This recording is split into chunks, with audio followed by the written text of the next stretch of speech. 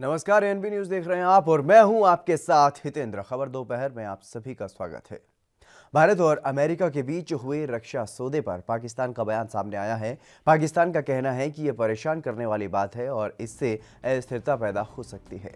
दरअसल अमेरिकी विदेश विभाग ने भारत को हार्पून मिसाइलें और मार्क 54 टारपीडो बेचने को लेकर अपने देश की कांग्रेस को आधिकारिक तौर पर जानकारी दी है। पाकिस्तान का यह बयान इसी के बाद सामने आया है। पाकिस्तान की तरफ से कहा गया है कि इस तरह की मिसाइल प्रणालियों की बिक्री और तकनीकी सहायता ऐसे समय में हो रही है जब एक महामारी से लड़ने के लिए वैश्विक प्रयास किए जा रहे हैं। इससे दक्षिण एशिया की पहले से ही संवेदनशील स्थिति और अस्थिर हो जाएगी।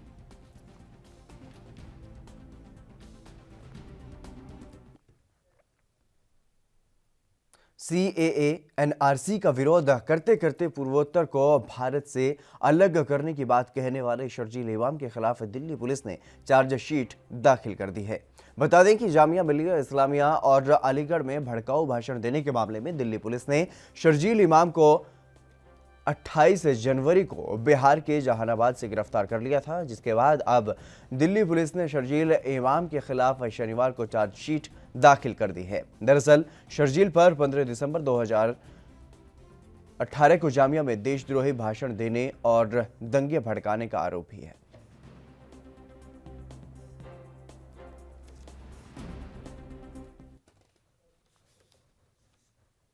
भारतीय रिजर्व बैंक ने शुक्रवार को गैर बैंकिंग वित्तीय कंपनियों के लिए कई विनियामक और नकदी के उपायों की घोषणा की है और इस मसले समेत अन्य मुद्दों पर बोलते हुए क्या कुछ कहा है बीजेपी प्रवक्ता गोपाल कृष्ण अग्रवाल ने, आपको सुनवाते हैं।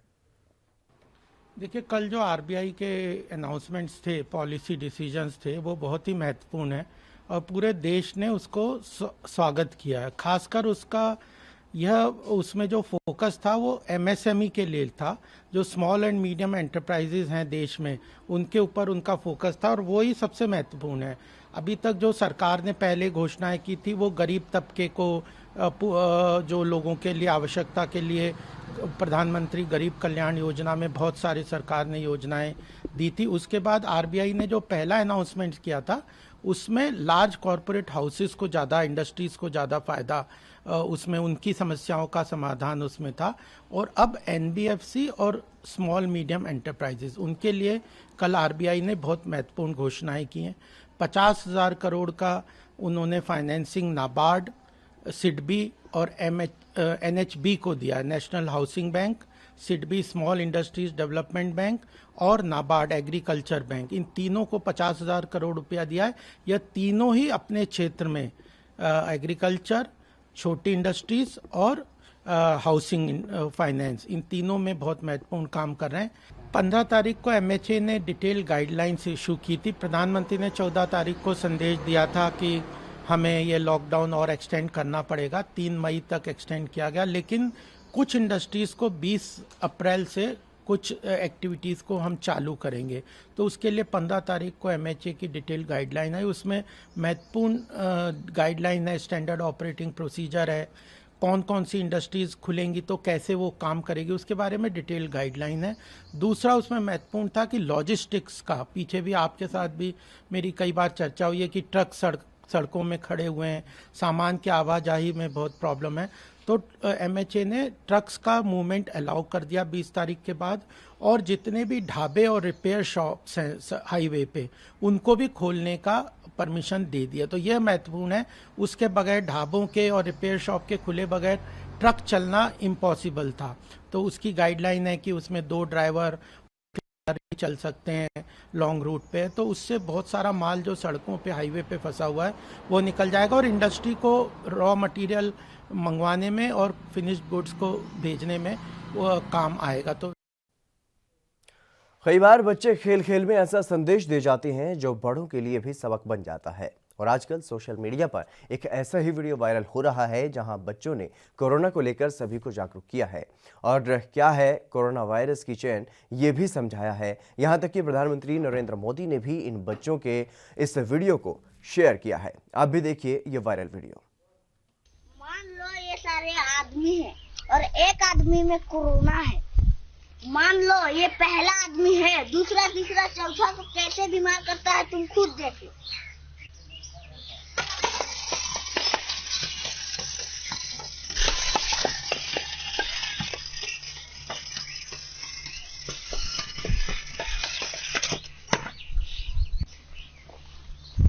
समझ में आया कि कोरोना कैसे फैलता है? हाँ। Yes sir. तो सर इस बीमारी से कैसे बचा सकते हैं सर? सिंपल। तो चलिए एक बार फिर करके दिखाते हैं। Yes sir. मान लो ये सब इंसान है और एक इंसान में कोरोना बीमारी है, बिल्कुल इस तरह। प्रगति जल्दी से एक इंसान को हटा दो।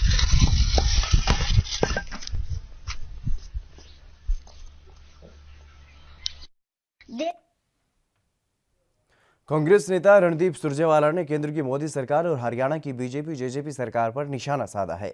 सुरजेवाला ने 20 अप्रैल से ऑनलाइन कंपनियों को सामान बेचने की इजाजत देने को गलत बताया। सुरजेवाला ने सरकार से पूछा कि सरकार दुकानदार और व्यापारियों पर कुठाराघात क्यों कर रही है।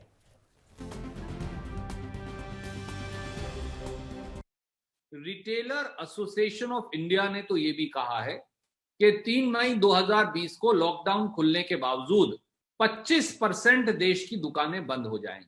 7 करोड़ में से 25% दुकानदार अगर व्यवसाय खो बैठे देश में और 10 लाख में से 2.5 लाख दुकानदार हरियाणा में व्यवसाय खो बैठे, तो आप देखिए कि हरियाणा की अर्थव्यवस्था और उन गरीब परिवारों का होगा क्या। और रिटेलर एसोसिएशन ऑफ इंडिया ने रिसर्च करके ये भी कहा है कि अगले 6 से 12 महीने तक कोई दुकानदार एक नई फूटी कोड़ी भी कमा नहीं पाएगा। सवाल यह है कि फिर वो गरीब दुकानदार अपने परिवार का पेट कैसे पालेंगे। हमारे खट्टर सरकार से 3 सवाल हैं। क्या खट्टर सरकार जवाब देगी? पहला, क्या प्रदेश के 10 लाख दुकानदारों की पेट पर लात मार ई कॉमर्स और ऑनलाइन कंपनियों को 20 अप्रैल से व्यापार करने की अनुमति देना सही है या एक सोची समझी साजिश है? दूसरा, क्या खट्टर सरकार दुकानदारों और व्यापारियों के कमर्शियल हाउस टैक्स और बिजली के बिल के फिक्स चार्जेस को वेव करेगी यानी माफ करेगी? वह जीएसटी में विशेष छूट देगी? तीसरा सवाल, भाजपा जजप्पा सरकार ई कॉमर्स कंपनियों की एजेंट बन व्यापारी और दुकानदारों के व्यापार पर कुठाराघात क्यों कर रही है? देश भर में कोरोना वायरस से संक्रमित मरीजों की संख्या में लगातार बढ़ोतरी हो रही है। वहीं केंद्रीय स्वास्थ्य और परिवार कल्याण मंत्रालय की ओर से जारी आंकड़ों के मुताबिक भारत में कोरोना पॉजिटिव मामलों की संख्या 14,000 के आंकड़े को पार कर चुकी है। इस पर कांग्रेस नेता पीएल पुनिया ने प्रतिक्रिया दी है। देखिए, ये सही है कि केसेस 13,000 से लगभग 14,000 के करीब पहुंच रहा है और कल जो केसेस आए हैं टोटल 991 और 23 की डेथ हुई है, लेकिन 24 घंटे में 243 ठीक भी हुए हैं। टोटल संख्या सही है कि लगभग 14,000 के करीब पहुंच रहा है, लेकिन उसमें 991 के लगभग ठीक भी हुए हैं, 2,000 ठीक भी हुए हैं और 480 लोगों की मौत हुई है। तो टोटल कोरोना वायरस से ग्रसित केसेस की संख्या, जब हमने टेस्टिंग एरिया बढ़ाया है, संख्या बढ़ाई है, तो संख्या कुछ कम है। पहले 1,000 से ज़्यादा हो रही थी, अब 1,000 से कम है 2 दिन से। तो एक संतोष की बात है। ज़रूरत इस बात की है कि ज़्यादा से ज़्यादा, देखिए हमारी तो मांग रही है कि मास टेस्टिंग हो, उसमें सभी शामिल है। होम मिनिस्ट्री किस इरादे से कह रही है। देश भर में कोरोना वायरस के मामले लगातार बढ़ते जा रहे हैं, जो कि चिंता का विषय है। इन हालातों पर क्या कुछ कहना है BJP MLC N Ramchandra Rao का, आपको सुनवाते हैं। 1,000 cases have been reported so far corona positive, and then more than 450 people said to have died according to the official information from all the states. I think the increase in these cases day by day is an alarming situation for the country, and therefore the lockdown should be very strictly adhered to by all the people in this country. And the state government definitely are cooperating with the central's direction with regard to the following of the lockdown principles. But however, we have seen that many people who have attended the Tablighi Jamaat at Markaz in Nizamuddin, Hyderabad, in Delhi, I think these people should now at least come forward and surrender themselves with the local authorities to see that it doesn't have a community spread, and therefore there as even appealed by their own leader, Tablighi Jamaat's head, he himself has appealed to the people to go and surrender and go and identify themselves who have suffered from this corona.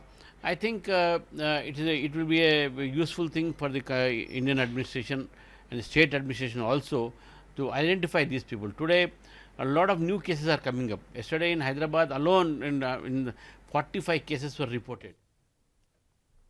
Delhi के स्वास्थ्य मंत्री सत्येंद्र जैन ने शनिवार को बताया कि राजधानी दिल्ली में अब तक कोरोना वायरस के 1767 मामले सामने आए हैं। साथ ही उन्होंने बताया कि कोरोना की जांच के लिए हमें 42,000 रैपिड टेस्टिंग किट मिल गई हैं। इनके इस्तेमाल के लिए ट्रेनिंग चल रही है। दिल्ली में आज कुल मिलाकर 1767 पॉजिटिव केसेज हैं, जिसमें से 67 केस जो हैं कल नए आए थे, और कुल मिलाकर दिल्ली में अभी तक 42 डेथ्स हो चुकी हैं। और जो पेशेंट्स हमारे अस्पतालों में, बड़े अस्पतालों में एडमिट हैं, उसमें से 911 पेशेंट जो हैं बड़े अस्पतालों में एडमिट हैं। आउट ऑफ दिस 27 लोग आईसीयू में और 6 लोग वेंटिलेटर के ऊपर हैं। रैपिड किट हमारे को 42,000 किट मिल गई हैं। आज ट्रेनिंग चल रही है, हमारे जितने भी टेक्नीशियंस हैं तो कल से स्टार्ट करेंगे। क्या करेंगे सर? रैपिड में कैसे टेस्ट? कंटेनमेंट जोन्स, जितने भी हमारे कंटेनमेंट जोन्स हैं, सबसे पहले उनको टेस्ट किया जाएगा। शुरुआत कहाँ से की जाए? क्या निजामुद्दीन जैसे? नहीं, कंटेनमेंट जोन एक भी नहीं, सब में एक साथ स्टार्ट करेंगे। सब में एक साथ। सर, एक और चीज़ हो रही है, अब 20 तारीख से छूट मिलने की बात है, तो दिल्ली में ये किन किन चीज़ों में छूट मिलने जा रही है? आपकी कोई योजना है? देखिएगा, आपने केंद्र सरकार ने जो निकाला था नोटिफिकेशन में पढ़ ही लिया होगा, तो उसके हिसाब से ही छूट होगी, उसके अलावा नहीं होगी। सर, यूपी के शाहजहांपुर के जिला अस्पताल में पिछले 2 दिन से क्वारंटीन युवक की आज मौत हो गई है। वहीं डॉक्टरों का कहना है कि मृतक की कोरोना टेस्ट सैंपल लिया गया है, अभी रिपोर्ट आना बाकी है। और बता दें कि मृतक शाहजहांपुर के थाना जैतीपुर अंतर्गत पिछले 6 दिन से किसी अन्य अस्पताल में भर्ती था। ज़्यादा हालत बिगड़ने पर उसे जिला चिकित्सालय में भर्ती करवाया गया था और क्वारंटीन किया गया था। अचानक तबीयत खराब होने के बाद उसकी मौत हो गई। जिलाधिकारी सहित सभी प्रशासनिक अधिकारी मौके पर पहुंचे। लिया गया था। वो 20 इयर्स पेशेंट था, सो लास्ट 6-7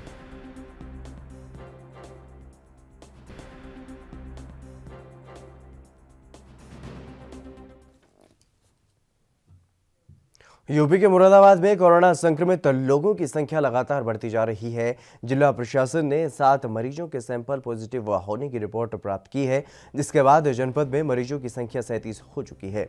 पॉजिटिव आए सैंपल में 4 जमाती भी शामिल हैं, जो मुरादाबाद के मुगलपुरा क्षेत्र में चिन्हित किए गए थे। बता दें कि कोरोना पॉजिटिव जमातियों के संपर्क में आई 5 साल की लड़की और 10 महीने का बच्चा भी पॉजिटिव है, जिसके चलते प्रशासन ने पॉजिटिव पाए गए लोगों के परिजनों को भी क्वारंटीन कर दिया है और इलाके को हॉटस्पॉट और सैनिटाइज करने की प्रक्रिया भी की गई। रिपोर्ट आई हैं, जिसमें से 43 नेगेटिव हैं और 6 पॉजिटिव रिपोर्ट आई हैं। और ज़रा कष्ट की बात यह है कि इसमें बहुत छोटा बच्चा, दूध मुहा बच्चा भी पॉजिटिव है। आज कितनी महिलाएं, कितने बच्चे हैं? इसमें साहब महिला कोई नहीं है जो इस समय रिपोर्ट आई है, और 2 बच्चे हैं जरूर हैं। कोई डॉक्टरी से रिलेटेड भी महिला भी शामिल है इसमें? नहीं, इस रिपोर्ट में नहीं शामिल। अच्छा, इससे पहले जो यूपी के आगरा की सड़कों पर यमराज नजर आए। दरअसल लॉकडाउन का उल्लंघन कर सड़क पर बेवजह घूमने वाले लोगों को जागरूक किया जा रहा है। बता दें कि कई प्रदेशों में यमराज बनकर लोगों को जीवन रक्षा का मंत्र दिया जा रहा है। वहीं आगरा के बलकेश्वर क्षेत्र में भी यमराज बना ये युवक लोगों से घर में रहने की अपील कर रहा है और लोगों को कोरोना महामारी के दुष्परिणाम के बारे में बता रहा है।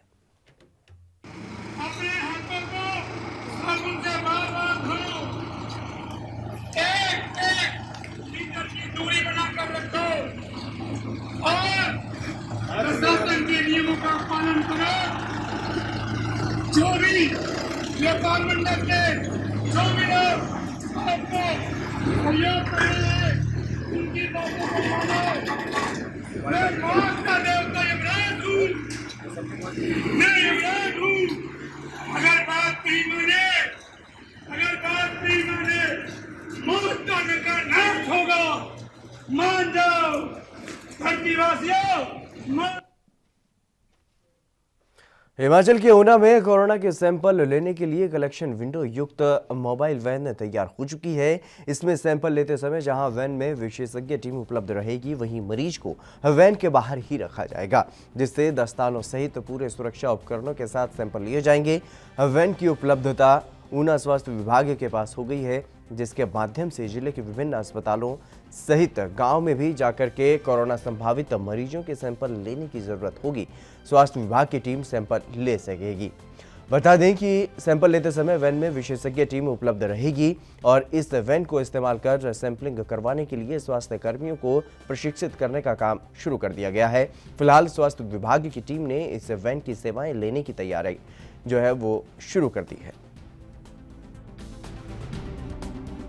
ये जो हमारी सैंपल टेस्टिंग वैन आई है, ये शिमला से आई है हमारे पास, और इस वैन में हम जो है फील्ड में जितने भी हमारी टेस्टिंग हो रही है, सैंपल टेस्टिंग हो रही है, उसके लिए हमें बहुत फ़ायदा होगा, क्योंकि फील्ड में जाके हम जो है विलेज लेवल पे भी जाके टेस्टिंग कर सकते हैं, क्योंकि जो डॉक्टर और टेक्नीशियन है वो वैन के अंदर बैठेंगे और पेशेंट बाहर खड़ा होगा और उसका सैंपल जो है अंदर जो विंडो में 2 ग्लव्स बने हैं उनके जरिए जो है थ्रोट स्वैब और नेज़ल स्वैब जो है नाक का और गले का सैंपल लिया जाएगा, और वो जो है डॉक्टर और जो लैब टेक्नीशियन है वो पेशेंट के साथ डायरेक्ट संपर्क में नहीं आएगा और उससे उनको संक्रमण के चांसेस। हरियाणा के पलवल में दूध सप्लाई करने वाला दूधिया कोरोना पॉजिटिव पाया गया है। वहीं अब पलवल में कोरोना पॉजिटिव लोगों की संख्या 32 हो गई है। बता दें कि दूध सप्लाई करने वाले का एक वीडियो सामने आया है, जिसके बाद स्वास्थ्य विभाग भी बार बार लोगों से अपील कर रहा है कि वो घरों में रहें, सोशल डिस्टेंस कायम रखें, हैंड सैनिटाइजर करते रहें, एक दूसरे के संपर्क में ना आए, तभी इस भयानक महामारी पर काबू पाया जा सकता है।